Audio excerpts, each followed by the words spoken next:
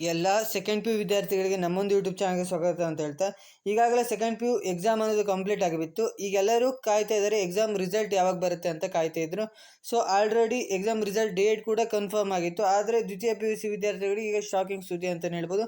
ಈಗ result date confirm ಆಗಿತ್ತಲ್ಲ, so ಆ ಡೇಟಲ್ಲಿ ರಿಸಲ್ಟ್ ಅನ್ನೋದು ಬರ್ತಾ ಇಲ್ಲ ಅಂತಲೇ ಹೇಳ್ಬೋದು. ಸೆಕೆಂಡ್ ಪಿ ಯು ಫಲಿತಾಂಶ ದಿನಾಂಕದಲ್ಲಿ ಬದಲಾವಣೆ ಅನ್ನೋದು ಆಗಿದೆ ಅಂತಲೇ ಹೇಳ್ಬೋದು.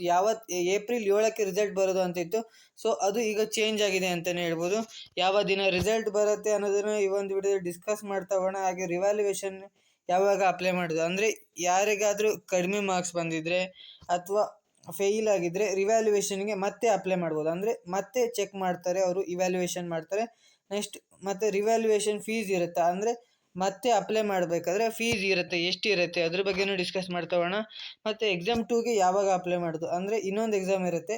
ಅಂದರೆ ಯಾರಾದ್ರು ಫೇಲ್ ಆಗಿದ್ದರೆ ಅದು ಇಂಪ್ರೂವ್ಮೆಂಟ್ ಮಾರ್ಕ್ಸ್ಗೋಸ್ಕರ ನೀವು ಇನ್ನೊಂದು ಎಕ್ಸಾಮ್ನ ಬರಿಬೋದು. ಅದು ಯಾವಾಗ ಅಪ್ಲೈ ಮಾಡೋದು, ಹಾಗೆ ಎಕ್ಸಾಮ್ 2 ಅಪ್ಲೈ ಡೇಟ್ ಯಾವಾಗ ಅಪ್ಲೈ ಡೇಟ್ ಬರುತ್ತೆ ಅನ್ನೋದನ್ನು ಕೂಡ ಡಿಸ್ಕಸ್ ಮಾಡ್ತಾ ಬರೋಣ.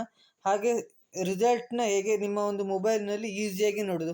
ನೀವು ಯಾವುದೇ ಸೈಬರ್ಗೆ ಹೋಗೋದು ಬೇಡ, ಎಲ್ಲಿಗೂ ಹೋಗೋದು ಬೇಡ. ನಿಮ್ಮ ಹತ್ರ ಮೊಬೈಲ್ ಸ್ಮಾರ್ಟ್ ಫೋನ್ ಇದ್ದರೆ ಸಾಕು, ಯಾವುದೇ ರೀತಿ ಲ್ಯಾಪ್ಟಾಪ್ ಬೇಡ.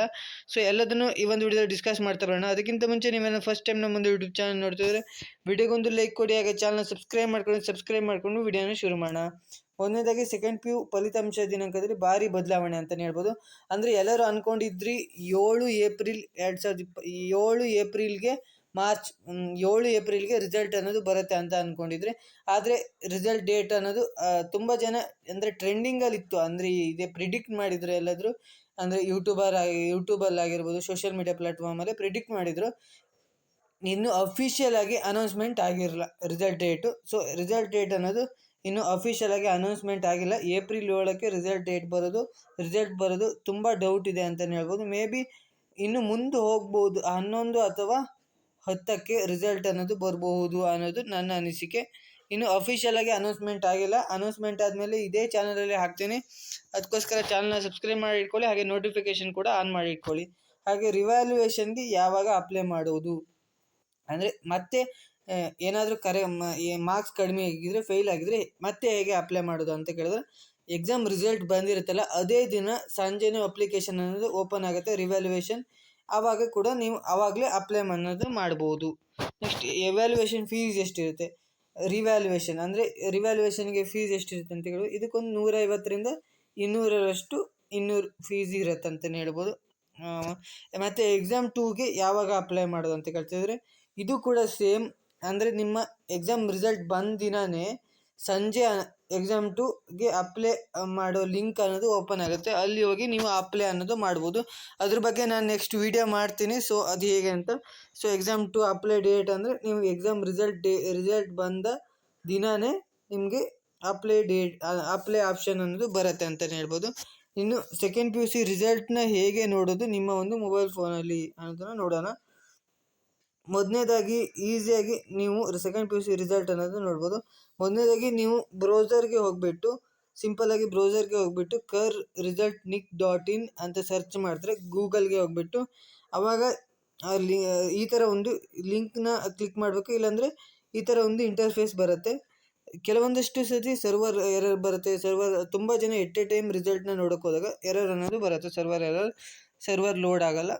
ಆಮೇಲೆ ಈ ಥರ ಒಂದು ಇಂಟರ್ಫೇಸ್ ಬರುತ್ತೆ, ಈ ಥರ ಒಂದು ಕಾಣುತ್ತೆ ನಿಮಗೆ. ಇಲ್ಲಿ 2026 ಅಂತ ಇರುತ್ತೆ. ದ್ವಿತೀಯ ಪಿ ಯು ಸಿ ಪರೀಕ್ಷೆ 1ರ ಫಲಿತಾಂಶ ಪ್ರಕಟಣೆ ಅಂತ ಇರುತ್ತೆ. ಸೊ ಆಮೇಲೆ ಯಾವಾಗ ದಿನ ರಿಸಲ್ಟ್ ಬರುತ್ತೋ ಆ ದಿನ ಡೇಟ್ ಅನ್ನೋದು ಇರುತ್ತೆ ಇಲ್ಲಿ. ನೆಕ್ಸ್ಟ್ ಈ ಲಿಂಕ್ನ ಕ್ಲಿಕ್ ಮಾಡಬೇಕಾಗುತ್ತೆ. ಇದುಂಟಲ್ಲ, ಇದನ್ನು ಕ್ಲಿಕ್ ಮಾಡಬೇಕು. ಇದನ್ನು ಕ್ಲಿಕ್ ಮಾಡಾದ್ಮೇಲೆ ನಿಮಗೆ ಈ ಥರ ಒಂದು ಇಂಟರ್ಫೇಸ್ ಅನ್ನೋದು ಓಪನ್ ಆಗುತ್ತೆ, ಈ ಥರ ಬರುತ್ತೆ.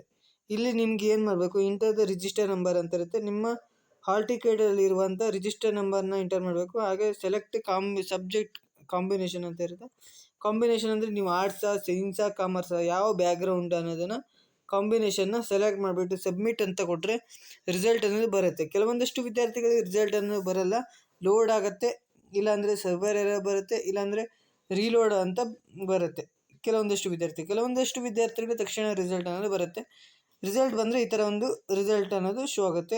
ಪಾರ್ಟ್ ಎ, ಪಾರ್ಟ್ ಬಿ ಅಂತ ಬರುತ್ತೆ. Total marks, theory marks, practical marks ಅನ್ನೋದು ಬರುತ್ತೆ.